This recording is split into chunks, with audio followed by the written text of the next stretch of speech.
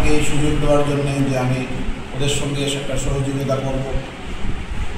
বাবার স্মরণে এবার দ্বিতীয় বর্ষ আমি যতটুকু সম্ভব ওদেরকে সহযোগিতা করার চেষ্টা করব। আর দেখুন, চেস এমন একটা খেলা যেটা মেন্টাল যে গ্রোথ বাচ্চাদেরকে, সেটাকে এটা যদি মানে ছোটোবেলার থেকেও প্র্যাকটিস করে থাকে, একদম শিশু বয়স থেকেও চেস শেখা যায়, প্র্যাকটিস করতে থাকে, তাহলে মেন্টাল গ্রোথটা প্রচণ্ড ভালো হবে।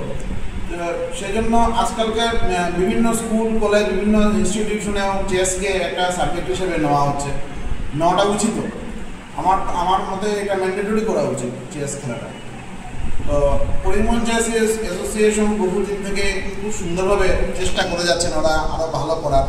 এবারে এই জিনিসটা এবার টুর্নামেন্টটা আরও ভালো একটা রূপ নেবে আশা করছি। শুনতে পারছি এটা বেশ ভালো এন্ট্রিজ আসছে।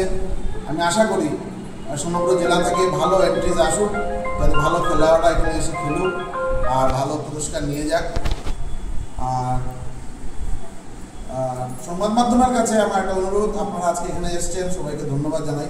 আপনারা এই খেলা চলাকালীন আপনারা আসবেন, খেলা দেখবেন, এসে কভার করবেন, তাহলে আপনারা সঙ্গে থাকলে কিছু না, এই খেলোয়াড় যারা থাকবে ওদের একটু উৎসাহ বাড়বে, যারা অর্গানাইজ করেছে ওদের একটু উৎসাহ বাড়বে।